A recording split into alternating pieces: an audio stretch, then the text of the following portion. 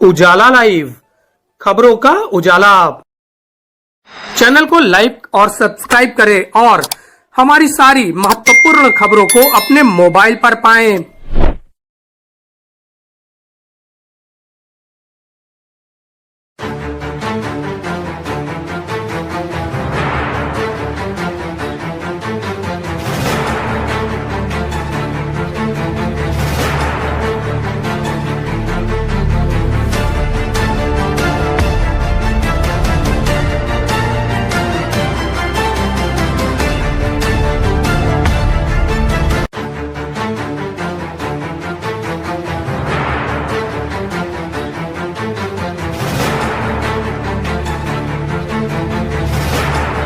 देखिए, सबसे पहली जो तैयारी का पार्ट है वो ये है कि इस बार जो यात्री श्रद्धालु आए थे वो ज्यादा संख्या में प्रयागराज जंक्शन स्टेशन की तरफ आए थे। तो स्टेट गवर्नमेंट के साथ मिलकर के ये प्लानिंग की गई है कि जो सारे 8 स्टेशन संचालित होंगे मौनी अमावस्या के समय पर, उनमें उनकी जो कैपेसिटी है उसके अनुरूप जाएं, तो उसके लिए ट्रैफिक प्लान जो बनाया गया उसको इफेक्टिवली यूटिलाइज किया जाएगा। उसके साथ ही श्रद्धालुओं को पहले से इंफॉर्मेशन डिसमिनेशन के लिए बहुत बृहद प्लानिंग की गई है कि सब लोगों को पहले से ही पता हो। उसके लिए स्टेट गवर्नमेंट ने बहुत सारे पैम्पलेट्स बनाए हैं जो हम लोगों को भी दिए हैं, हम आप लोगों के साथ आज शेयर करेंगे। तो वो सब डिस्ट्रीब्यूट हों जिससे कि श्रद्धालुओं को पता लगे कि कहाँ से उनको न केवल रेलवे स्टेशन, किस दिशा का रेलवे स्टेशन की कहाँ से गाड़ी मिलेगी, उसके अतिरिक्त जो हमारे 10 बस अड्डे, एक और एडिशनल बस अड्डा इस बार बनाया गया है जो कि सुबेदारगंज से संचालित होगा। तो बस अड्डों की भी जानकारी उसमें दी गई है और बस की सेवा के लिए भी टोल फ्री नंबर जारी किया गया है जिससे रोडवेज की बसेस का भी इफेक्टिव यूटिलाइजेशन हो सके। तो ये पूरी की पूरी व्यवस्था है। इसके अतिरिक्त जो रेलवे है, इस बार आपको जैसे कि जानकारी होगी कि 134 रिकॉर्ड ट्रेन हैं, जो स्पेशल ट्रेन जो आउटवर्ड डायरेक्शन में रेलवे द्वारा चलाई गई थी। ये हमारी जो प्लानिंग थी, जो हम लोगों ने एंटिसिपेट किया था कि हम लोग 132 ट्रेन चलाएंगे मौनी अमावस्या में, हम लोगों ने ट्रायल के लिए डिसाइड किया था कि हम लोग ट्रायल करेंगे कि यदि ट्रेन इवन आधी खाली भी जाती है तो भी हम ट्रेन चलाएंगे। तो वो हमारा ट्रायल बहुत सक्सेसफुल रहा और पूरा हम जो मौनी अमावस्या के डी-डे में प्लानिंग थी वो ऑलरेडी हम लोग केटर फॉर कर चुके हैं। इसके अतिरिक्त और भी ट्रेनें चलाने का चैलेंज हम लोगों के सामने मौनी अमावस्या के समय रहेगा, जिसके लिए पूरा का पूरा प्लान बना लिया गया है। कुछ ट्रेनों को कैंसिल किया गया है, कुछ ट्रेन को डाइवर्ट किया गया है जिससे कि एडिशनल पाथ और कैपेसिटी जनरेट हो सके।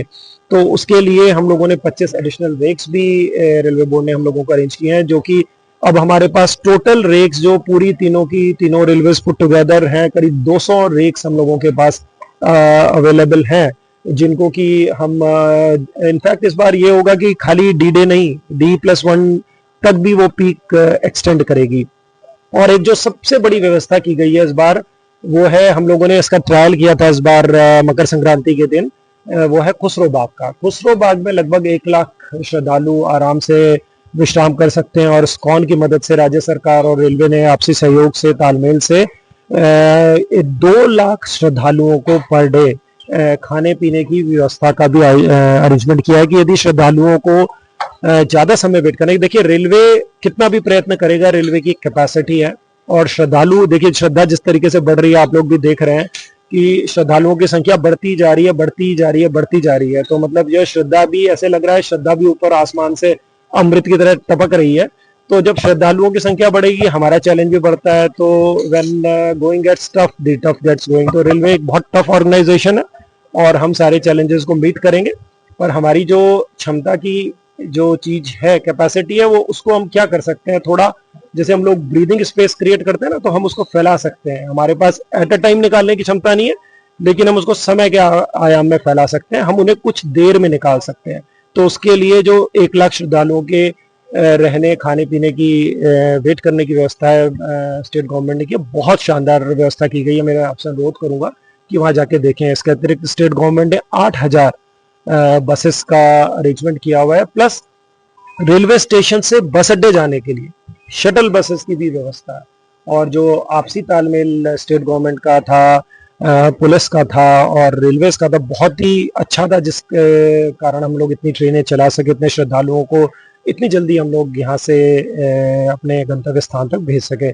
आगे भी हमें आशा है कि आप लोग इसकी सकारात्मक सोच को, जो सरकार की सकारात्मक पहल है उसको लोगों तक पहुंचाएंगे और हमें सहयोग देंगे कि हम उनकी सेवा और बेहतर कर सकें।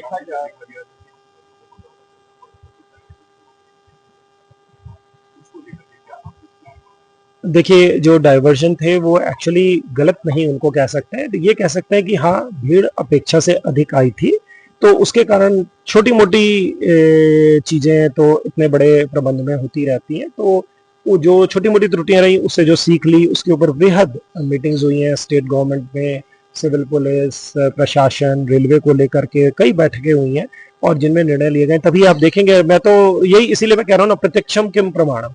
तो आप प्रत्यक्ष देख के आइए खुसरोबाग की व्यवस्था है, तो उसमें फिर हमें कमेंट करिएगा प्लीज।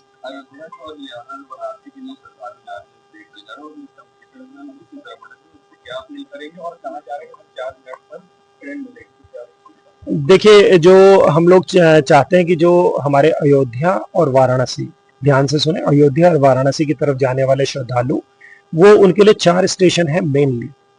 उनके लिए झूसी है, उनके लिए रामबाग है, उनके लिए प्रयाग जंक्शन है और उनके लिए फाफामाऊ।